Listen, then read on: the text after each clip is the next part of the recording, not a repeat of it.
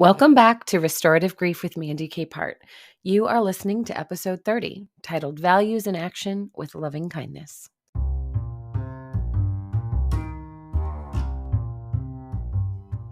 Today, we are going to explore what it looks like to put our values into action.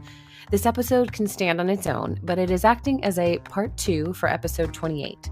So if you really want to know what I'm talking about, I strongly recommend going back and listening to episode 28 first. It's not long, although it is somewhat dense. Even with a few words, I often have a lot to say. But nonetheless, we're going to explore the act of loving kindness toward our values and ourselves and find out if loving kindness is a technique that can move the needle for us in our grief. It won't work for everyone, and that's okay. But we'll never know if we don't try.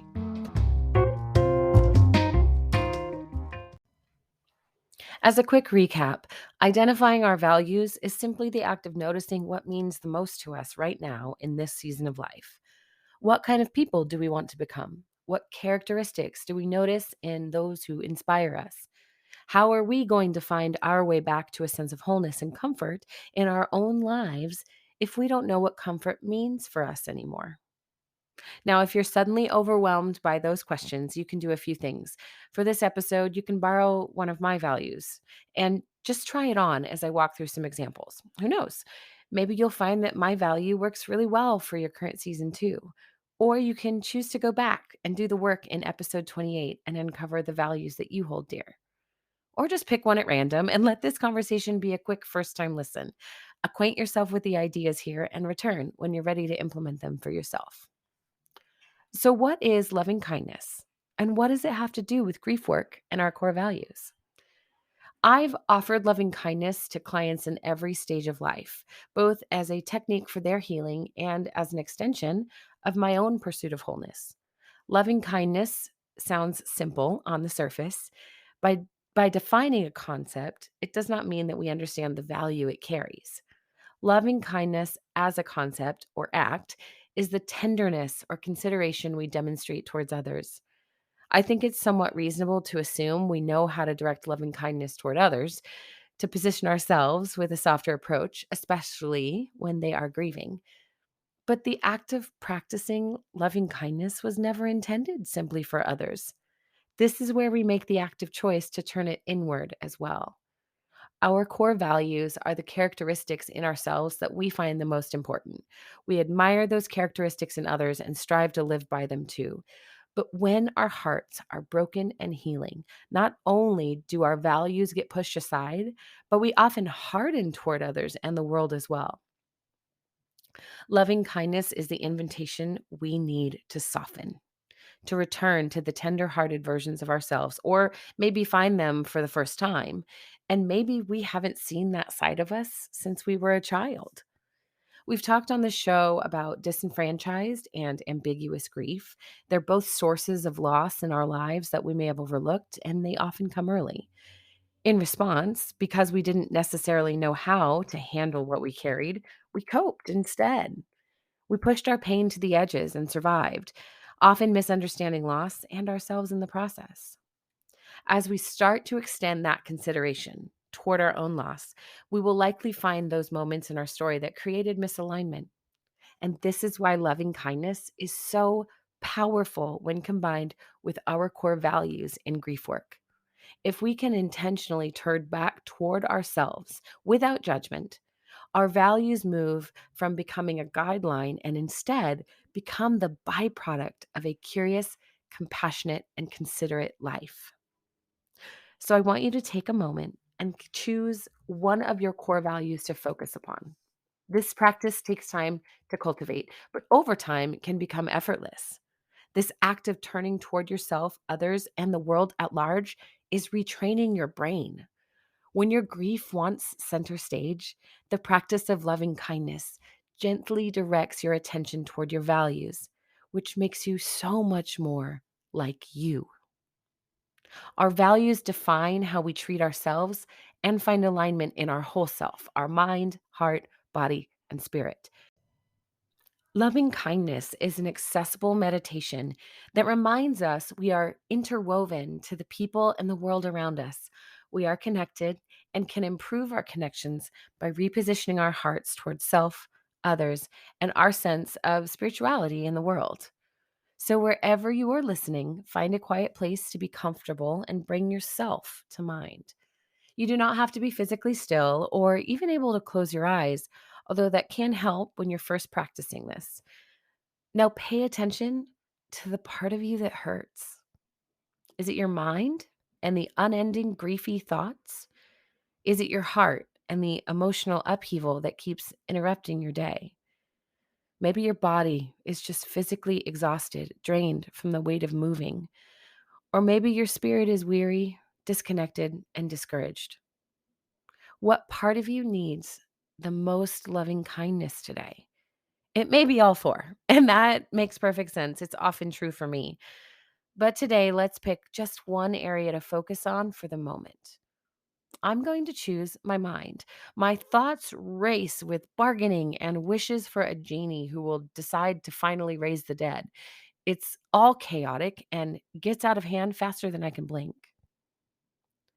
But when I consider my core value of grace and the impact grace can have on a mind like mine, I want to approach my thoughts with tenderness and consideration. Grace means no judgment or condemnation, just the allowance for my pain in a way that recognizes it is valid. Loving kindness is a repetition of generosity toward our pain. So, to begin offering grace to my griefy mind, I would say something like, may my mind be free of chaos. May my thoughts be filled with peace. May my life be free of suffering.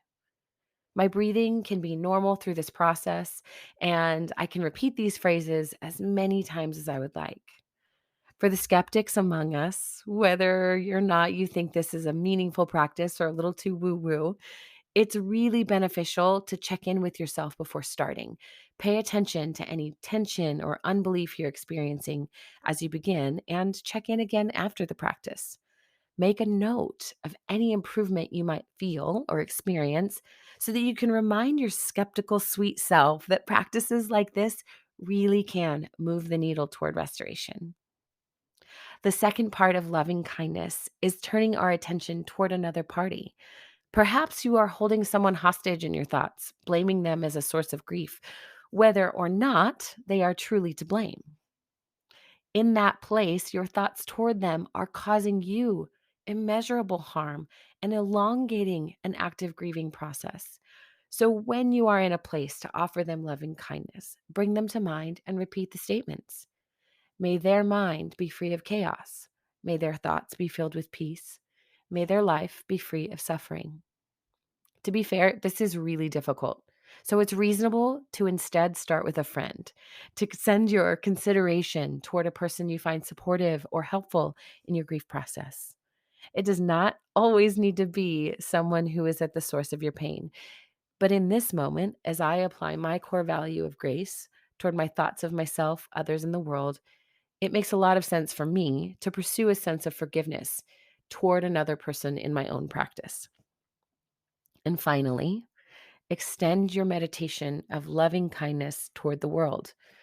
The misunderstandings of your grief and the thoughts of frustration toward the others in the world that just don't understand. May all living beings be free of chaos. May all living beings be filled with peace. May all living beings be free of suffering. This is our healing, aiming globally and at the collective consciousness about grief and the lack of grief literacy that continues to cause harm. The more time you spend investing in this small act, the more you are retraining your neural pathways to think differently, to feel differently, and to inspire different actions in the world. You are actively rebuilding areas of your brain that are used to doing the same old thing that causes the same old outcomes that no longer serve you. It's absolutely a game changer. And the more time you invest in understanding your core values and how your life might be in misalignment around those values, the closer you will come to experiencing an ongoing sense of healing and restoration.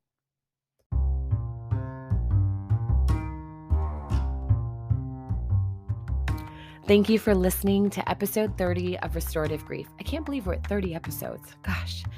This was a high-level 10,000-foot flyover of a complex concept.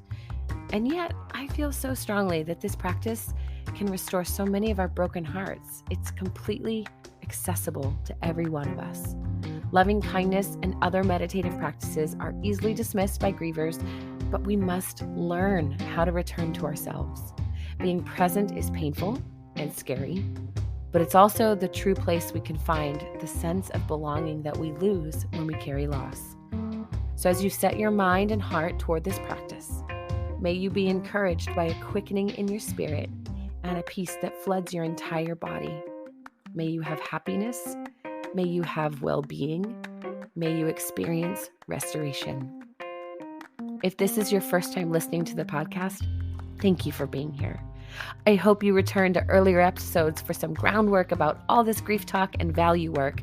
Please take a moment to subscribe to the show, leave me a review, and consider sharing this episode with someone that knows and demonstrates understanding of your story. That might be just the right person to practice your loving kindness towards as well. And one last thing, remember, the only solution for grief is to do the work of grieving. Thank you for listening. I'll see you next week.